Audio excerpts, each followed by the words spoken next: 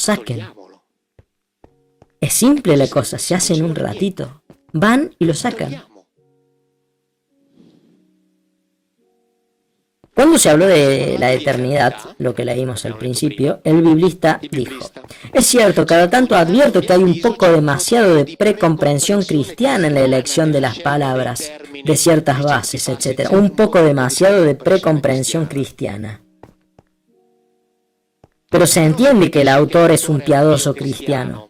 Y así que derribamos una puerta abierta cuando decimos que debemos corregir muchos errores o imprecisiones en nuestras traducciones. Derribamos una puerta abierta. Pero si la puerta está abierta, este error de acá lo tenemos que cambiar ahora sabiendo que es un error. Y si sabemos que son errores y continuamos escribiéndolos, ya no son errores, es falsificación deliberada. Porque él, cuando dice no traducir como eternidad, él en un cierto punto, el biblista valdense, él había dicho antes, me sorprende que Biglino se sorprenda de esto. ¿Por qué? Porque en lo que me respecta, repite, se rompe una puerta abierta. Todos los diccionarios, todos los grandes diccionarios dicen eso, incluidos los diccionarios teológicos.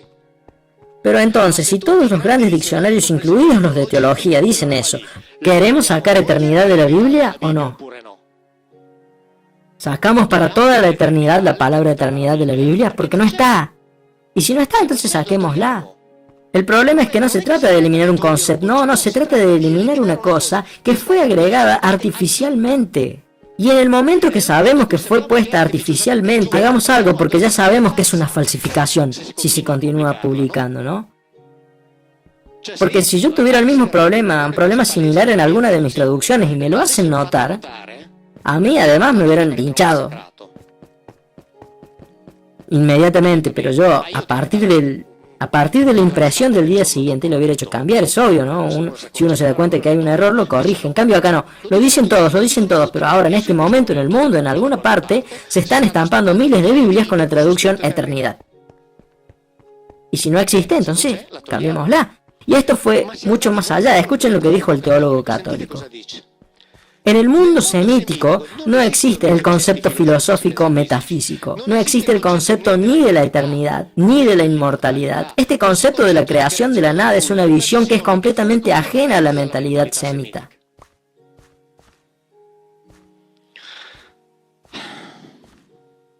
El concepto de la creación desde la nada es una visión completamente ajena a la mentalidad semita. No está. Y si no está, entonces, basta, no está. Tanto es así que si leen las obras de muchos otros teólogos, ellos dicen que, son traductores, exégetas judíos, todos docentes universitarios en la universidad judía, tanto en Estados Unidos como en Israel. Por ejemplo, ellos escriben en libros como, a ver si acá lo tengo, en un libro como este, que es un libro de la Sociedad de Publicaciones Judías, donde escriben todos rabinos, todos docentes universitarios. Acá está escrito que el relato de la creación no es otra cosa que el relato de una serie de subdivisiones en una cierta situación para tratar de poner orden. Los rabinos, docentes universitarios, la creación no está en la Biblia. No está, no existe ni siquiera el concepto metafísico. El cristianismo, ¿saben por qué existe? Existe porque existió la filosofía griega, la cual fue tomada, en especial el platonismo y el neoplatonismo, y metida a la fuerza dentro, a los golpes, dentro de la Biblia, para hacerle decir a la Biblia cosas que la Biblia no dice. Si no hubiera existido la filosofía griega, el cristianismo no existiría, el judaísmo sí, porque el judaísmo no tiene nada que ver con la filosofía griega. La filosofía griega fue el instrumento gracias al cual fue creado el pensamiento religioso cristiano, metiéndolo a la fuerza dentro de la Biblia. Si cambiamos eso, la Biblia se convierte en lo que es, un libro en el cual una familia contó la historia de su relación con un individuo, punto.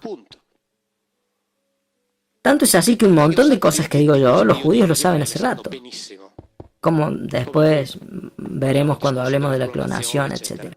Y uno entonces se dice, pero ¿por qué no lo dicen públicamente? Y bueno, porque no tienen ningún motivo para decirlo. Porque el cristianismo agarró ese libro, que era, por cierto, el relato de la relación entre una familia, no del pueblo judío, sino de la familia de los israelitas, porque los otros judíos fueron descendientes de la misma familia de Abraham, fueron exterminados. Así que atención, porque no hablamos de todos los judíos, hablamos de los israelitas, los descendientes de Jacob, que después fue renombrado como Israel, de la relación entre este sujeto, Yahvé, y ellos. Punto y aparte, se terminó. Así que fue tomado, se lo transformó en algo que no era, y este Yahvé fue transformado en el Dios omnisciente, trascendente, omnipotente, etcétera, etcétera, etcétera. Y así que los judíos dicen, o sea, que ustedes inventaron, primero nos robaron el libro, y después inventaron lo que se les dio la gana, ahora crean todo eso que se inventaron. Problema de ustedes. Nosotros no tenemos por qué explicarles nada. Nosotros sabemos, dicen ellos, qué cosa es la Biblia. Es nuestro libro. Después ustedes se lo robaron, se construyeron todo lo que se les dio la gana, así que ahora siguen creyendo todo eso que se inventaron. ¿Qué nos importa a nosotros? Cuando en enero el Papa Francisco anduvo como hace periódicamente, por la sinagoga de Roma y se encontró con el rabino principal de la comunidad judía en Roma, el rabino Riccardo Di Segni, sonrisas, abrazos y besos, pero no están de acuerdo en nada. El rabino Riccardo Di Segni dijo, creo que lo tengo por acá escrito, a ver, dijo una cosa estupenda, dijo, nosotros no recibimos al Papa, lo pueden corroborar porque me parece que está en internet, nosotros no recibimos al Papa para hablar de teología, porque la fe no es objeto ni de tratativas ni de debate político. Como diciendo, mejor de esto no hablemos. Porque si se ponen a hablar, la gente entiende que no están de acuerdo en nada. Y si la gente entiende que entre la iglesia romana y el judaísmo, que comparten la Biblia, no están de acuerdo en nada, la gente se va a poner a hacer preguntas. Porque van a decir, ¿cómo es posible que hayan empezado con el mismo libro y después? Porque es obvio. Porque para uno de ellos ese libro es una cierta cosa bien concreta, pero a los otros les hizo falta inventarse algo igualmente preciso, pero preciso desde el punto de vista de su fantasía. Y así que por eso de estas cosas ellos no hablan en ningún término, para nada. Entre ellos, especialmente cuando están en público. Porque incluso cuando la iglesia le dice a los judíos, ustedes son nuestros hermanos mayores en la fe, yo les soy sincero, si yo fuera judío les diría no. O sea, lo dicen igual, pero no públicamente. Yo con tu fe no tengo nada que ver. Vos me robaste un libro. Yo con la fe que construyeron sobre ese libro no tengo nada que ver, porque ese libro habla de mí, no de vos. No de ustedes. Habla de nosotros, de la familia de los israelitas. Esas son promesas para nosotros. Y si nosotros cumplimos con nuestra parte del pacto, después Él cumplirá la suya, pero que tiene que ver con nosotros, no con el mundo de la cristiandad, que es un mundo construido artificialmente. Por eso es que no discuten de teología, menos que menos públicamente, porque de otra manera la gente se da cuenta y la gente no tiene que entender que no estamos de acuerdo en nada.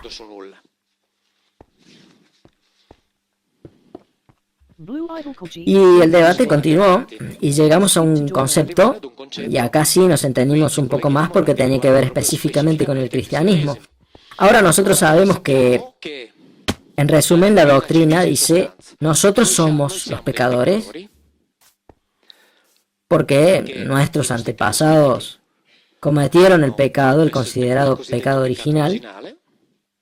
Nosotros nacimos manchados por el pecado original, que este pecado original es el que trajo la muerte y el sufrimiento al mundo, y que por lo tanto nosotros debemos vivir con la esperanza de que a través del mediador nos podremos reconciliar con Él, el cual, a través del envío de su Hijo, que fue enviado acá para ser torturado, asesinado y después resucitado, podremos tener una esperanza de acceder a la vida eterna que teníamos antes. Pero la eternidad en la Biblia no está.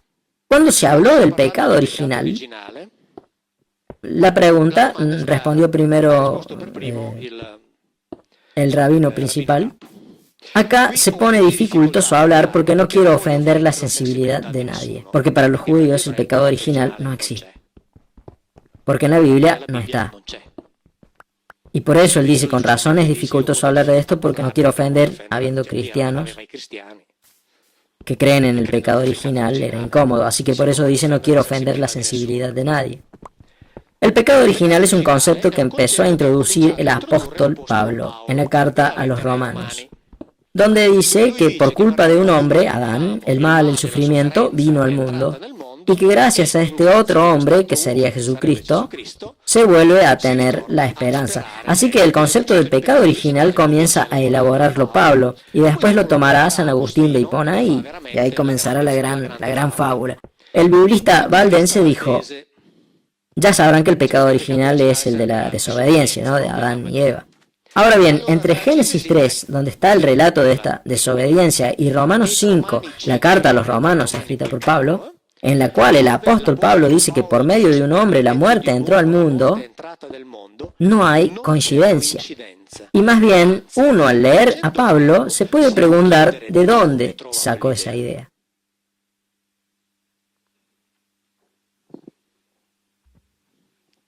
Y yo estoy de acuerdo con él, entonces paremos esta farsa, ¿no?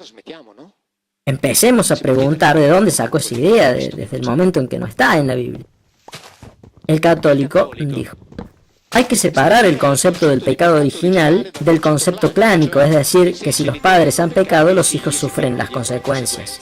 Una situación de este tenor, según mi punto de vista en el Nuevo Testamento, es ampliamente contradictoria, pero también desafortunadamente es ampliamente usada por la teología.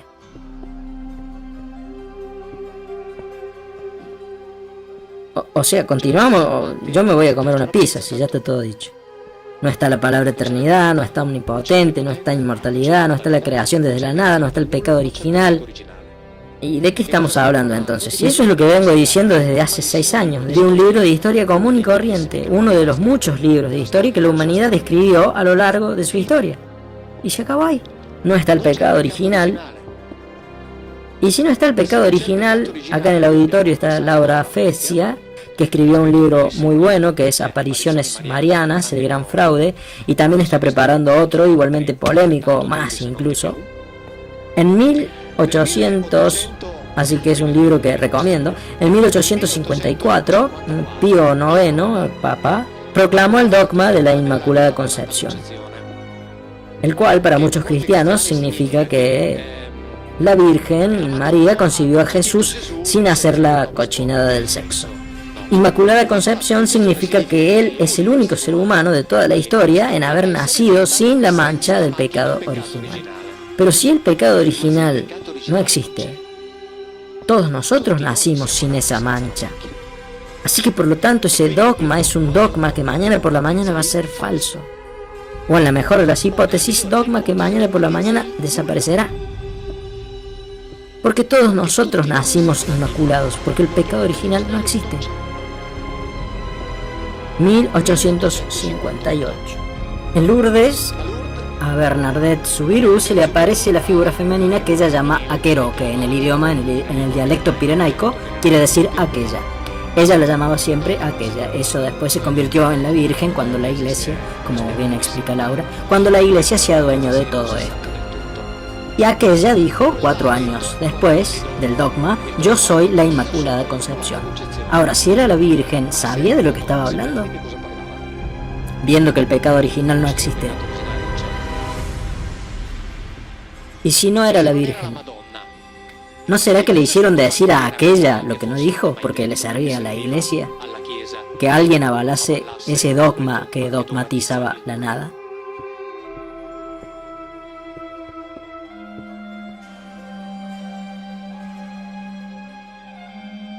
Biblia de Jerusalén. Estoy manteniendo el pacto, Ninguna traducción es mía. Así que aquel que no esté de acuerdo conmigo, porque puede haber alguno entre ustedes, ellos discuten entre sí y después dicen, ellos los sabios, y después nos dicen a nosotros, los ignorantes, cuál es la conclusión. Pero que discutan entre ellos si no están de acuerdo. Es decir, discutan con los que escribieron los diccionarios, que lo discutan con la Biblia de Jerusalén, que dice que no existe omnipotente, que discutan entre ellos. Nosotros podemos esperar, no hay problema.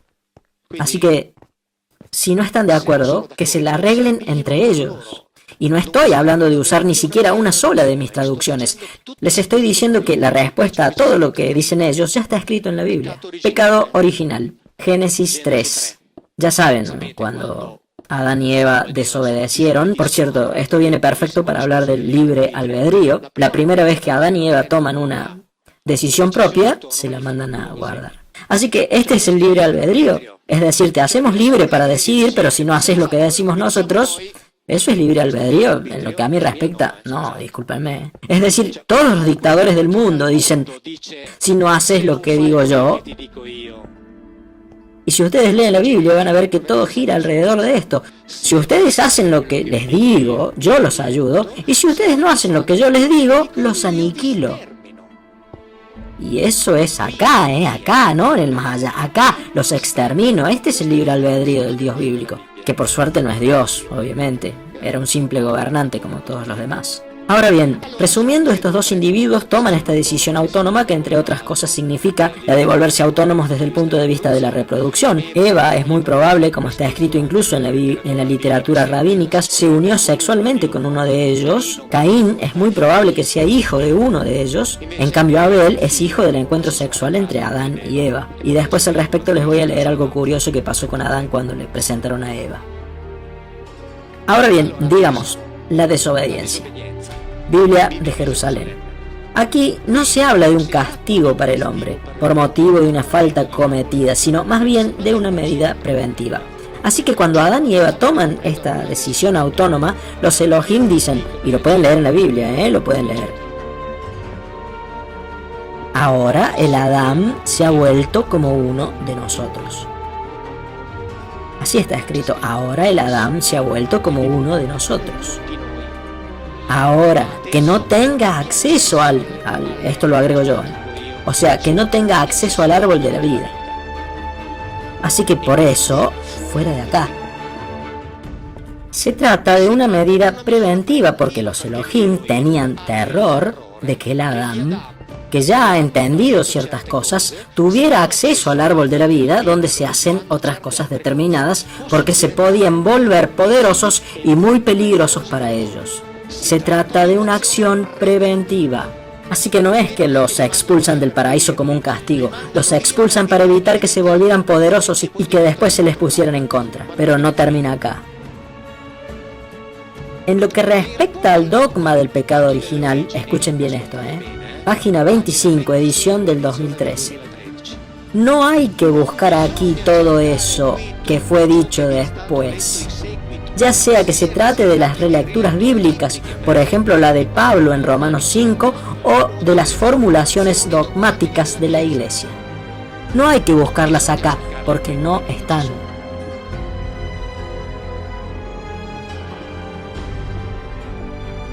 No hay una palabra que signifique Dios, tampoco una para eternidad, tampoco omnipotente, tampoco creación, tampoco inmortalidad. No existe el pecado original. ¿Hay necesidad de decir otra cosa? Y no estoy hablando de ninguna traducción en particular. Estoy leyendo lo que escriben ellos. Y desde hace un tiempo yo vengo diciendo que hago el trabajo de un idiota. Es decir, el trabajo más estúpido del mundo. Yo leo lo que está escrito. Yo leo lo que ya está. Es un trabajo de idiota, en serio. Leo lo que ya está escrito. Así que ahora no existe ninguna de estas cosas que mencioné. Y ahora llegando a este punto, la pregunta obligada es, pero si no hubo creación,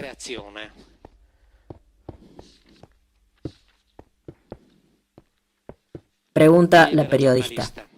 De acuerdo con la lectura bíblica, ¿se puede hablar entonces de una creación de Adán? El teólogo católico dice, Adán fue, puntos suspensivos, fue hecho, eso es algo bastante diferente. La periodista dice, entonces en eso está de acuerdo con Mauro Bigli, ¿no? No, quise decir que fue con otra cosa, salió de algo, si queremos mantener la alusión, una posible alusión a que el hombre fue hecho a partir de otra cosa, sí, que se hizo a partir de otra cosa. Lo que me parece es que no podía seguir hablando. O sea, el hombre no fue creado, fue hecho a partir de otra cosa, exactamente como dice la Biblia. Es decir, nosotros somos organismos modificados genéticamente. Y cuando hicieron a Eva, ahora bien, la Biblia al respecto dice claramente una cosa. Quien tenga la Biblia, que busque Génesis 2. versículo 23. O sea, nos dicen que la Biblia dice el hombre fue creado en el paraíso terrestre. Por empezar, el hombre no fue creado. La Biblia ni siquiera dice que haya pasado en el paraíso terrestre, sino que dice que los Elohim tomaron al Adán y lo pusieron en el Gan Eden. Entonces, el Adán fue hecho en otra parte y después lo agarraron y lo llevaron a ese lugar. Y llevaron solamente los masculinos, el Adán. Y por eso en la Biblia aparece con el artículo, es decir, como el Adán. Porque no es que era el nombre de uno de ellos, sino que indica una especie.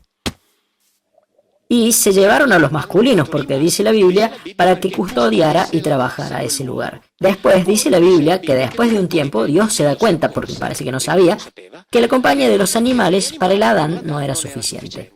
Le vienen con retraso las ideas a Dios, no lo pudo prever, parece. Y así que decide hacerle a la mujer. Y para hacerle a la mujer, como escriben los genetistas con los cuales estoy colaborando y que lo están escribiendo en el libro, utilizaron un protocolo de clonación que es igual al que tenemos nosotros hoy, salvo un paso intermedio que en la Biblia no se menciona. Podemos hablar de eso después si quieren. Así que entonces ponen al Adán en un sueño inducido profundísimo, le sacan una cosa de una parte lateral curva, que aparece traducida como costilla, cierran la carne donde hicieron la extracción y con eso que extrajeron crearon a la mujer. Y se la presentan a Adán. La Biblia, que es una síntesis de relatos mucho más antiguos, en los que este proceso está descrito mucho más detalladamente, se dice que deciden hacer a la mujer y entonces la hacen. Yo fui a comer a la casa de Laura Fezia, la escritora de quien les hablé hace un rato, y le dije, Laura, esta vez la pasta te salió en el punto justo. Lo que quiere decir que todas las otras veces no me escuchaste. No es cierto, Era para hacer una... Yo le digo, Laura, esta vuelta la pasta te salió perfecta. Los Elohim le presentan la mujer al Adán y el Adán dice, traducción de la Biblia de la familia cristiana, ahora el Adán dice, esta vez es hueso de mis huesos y carne de mi carne. Ahora, esta vez. En hebreo está escrito con el artículo, esta es la vez. Y los judíos que lo traducen al inglés lo traducen como finalmente. O sea, finalmente. Esta que tengo acá es la justa. Es decir, todas las que me dieron antes, no. Y en la literatura rabínica está escrito que él rechazó otras hembras. Y acá aparece un juego de palabras que es magnífico. Y cuidado que esto está escrito en la Biblia que tienen en su casa, no en la traducción mía. Solamente la tienen que leer prestando un poco de atención, porque es un libro fascinante, es un libro lleno de cosas increíbles. Esta vez... es hueso de mis huesos y carne de mi carne. Las otras no le gustaban. Y me imagino a Dios diciendo, bueno, por fin esta de ahora anduvo bien. Y así que por eso será llamada, a propósito esto en italiano no encaja, tanto es así que acá precisamente escriben la palabra en hebreo. Por eso precisamente acá dejaron las dos palabras en hebreo. Así que será llamada donna, varona, mujer, lo cual en italiano no encajaba para nada. En hebreo, en cambio, se puede entender perfectamente. Será llamada Isha porque del Ish fue sacada. Ish significa individuo masculino. Isha es la unión de la terminación femenina con el masculino Ish. Así que salió de un Ish, por lo tanto es una Isha. Algo así como decir salió de un hombre, así que es una hombra. Dice, esta vez por fin la hicieron de mí. Esta de ahora está bien. Acá lo dice, continúo con el pacto.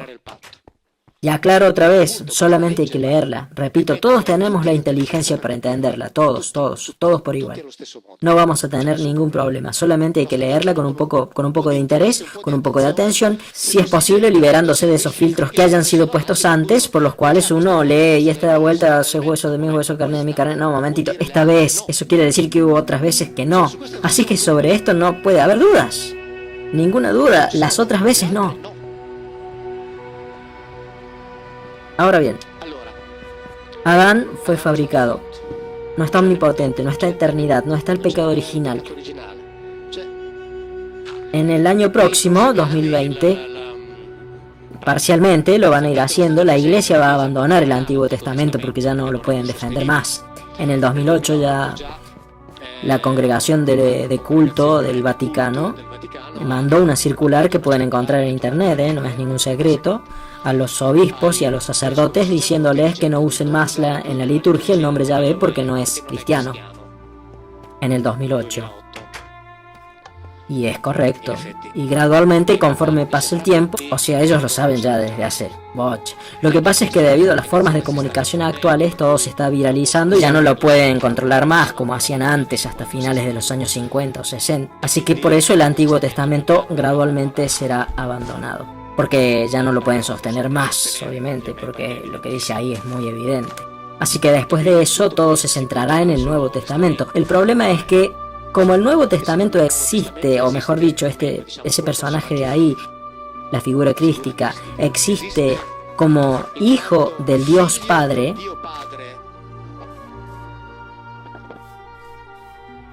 que es el Dios del Antiguo Testamento, y existe porque fue enviado enviado para reparar el daño mortal provocado por el pecado original. Pero si en el Antiguo Testamento no existe el Dios Padre, no existe el pecado original, Jesucristo entonces... O sea, es inútil negarlo. Si no existe lo otro, no existe esto. No se puede decir, bueno, abandonemos eso y centrémonos en esto. Centrémonos en esto si la gente continúa sin pensar.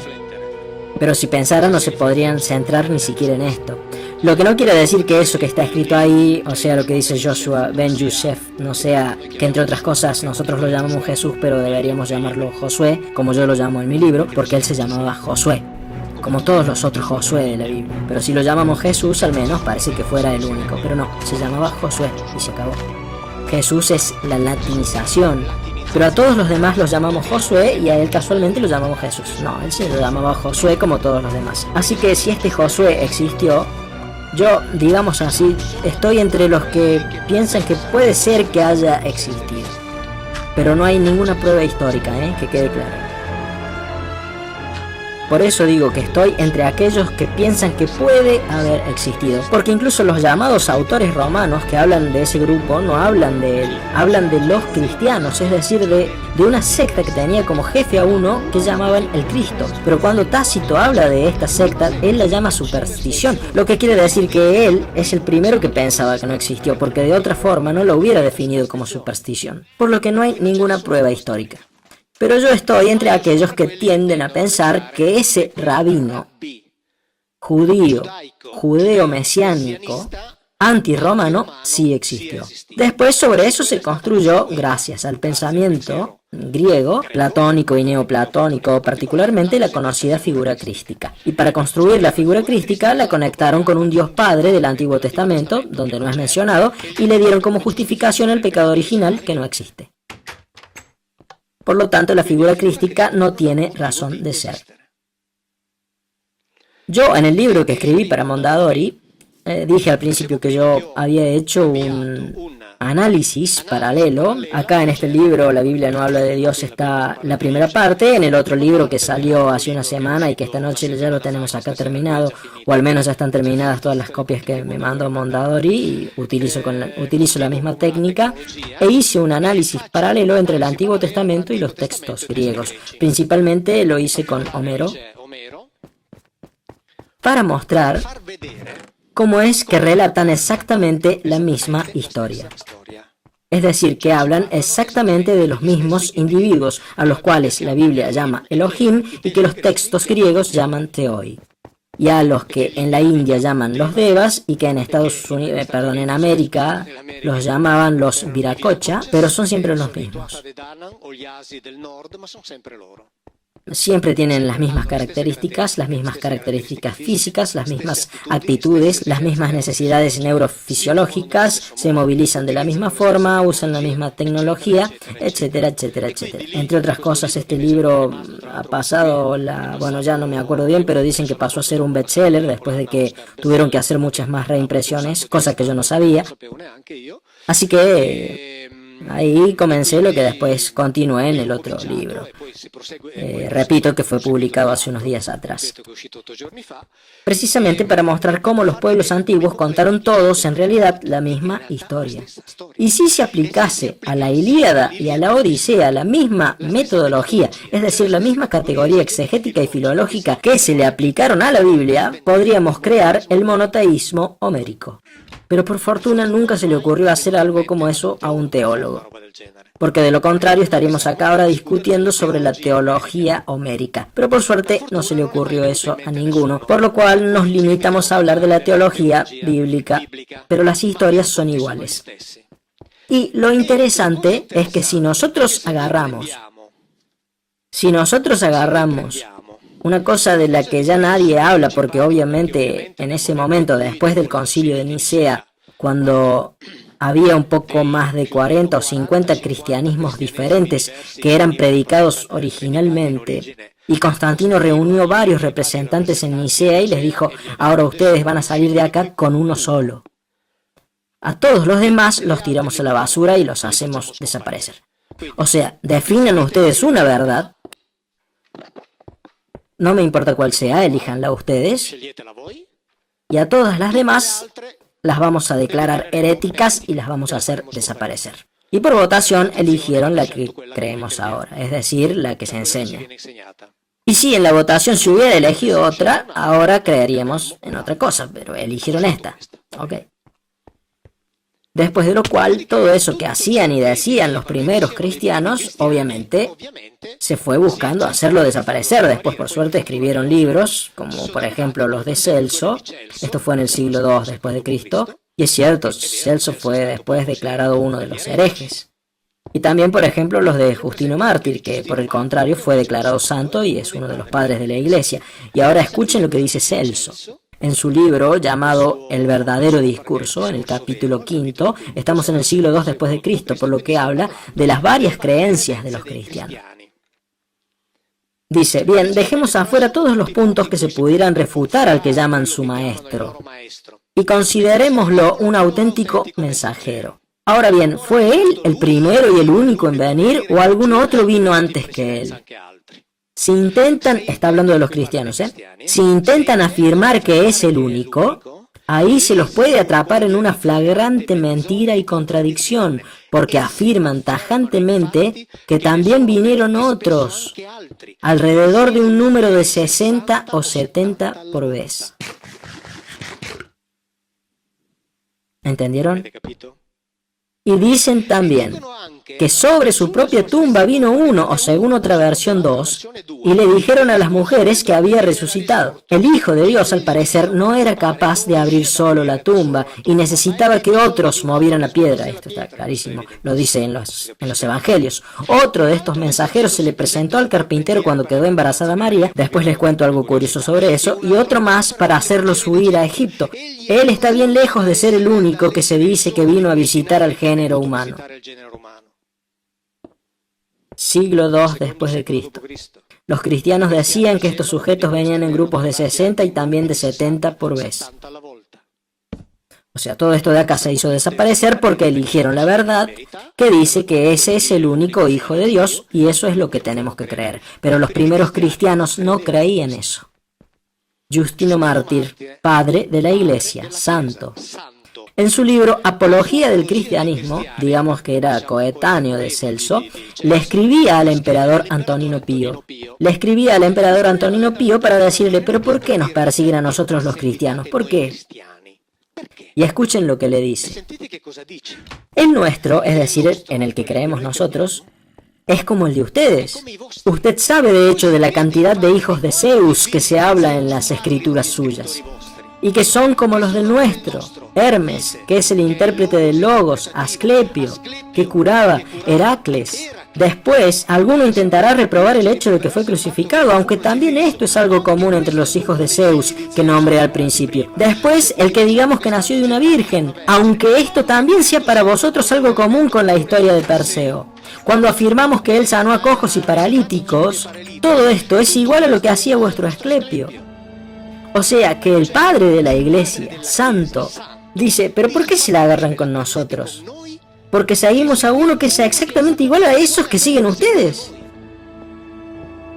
No hay ninguna diferencia y esto es recontra evidente. Y lo dice un padre de la iglesia. Dice, pero ¿por qué se la agarran con nosotros? El nuestro es como el de ustedes. Igual, no hay ninguna diferencia. ¿Entienden? Después llega el concilio de Nicea, después el de Constantinopla, y a partir de ahí nosotros tenemos el credo niceo-constantinoplano, el que dice yo creo en Dios, Padre Omnipotente, Creador del cielo. Toda una cosa que se inventaron ahí, porque antes de eso no existía, en grupos de 60 o 70. Tenemos también la bella historia de María, que recibe la visita de Gabriel. Ahora bien, Gabriel es una palabra en hebreo que no es un nombre. Es un término funcional, significa Geber de un él, es decir, uno que ejerce el poder en representación de un él. Él es el singular de la palabra Elohim, sintetizando, la que indica a los poderosos, es decir, a aquellos que tienen el control. Así que el Geber de un él, que en hebreo se llama, como la palabra suena, Geber de un él, la transforman en Gabriel, cambiando el largo de las vocales, etc.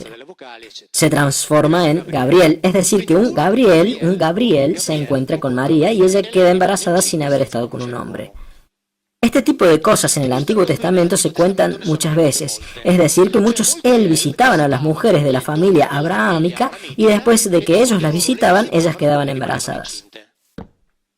Esta historia de acá se repite constantemente en el Antiguo Testamento, pero atención, en los textos coetáneos es decir, paralelos a los evangelios, se cuenta, por ejemplo, el hecho de que José tenía miedo de que María hubiera sido engañada por alguien que se hizo pasar por otro. Ahora bien, esto que cuento en los evangelios canónicos obviamente fue borrado, porque José debe ser uno que aceptó la voluntad de Dios. Y no fue así. Él pensaba y decía, pero si fue así, ella debe ser lapidada.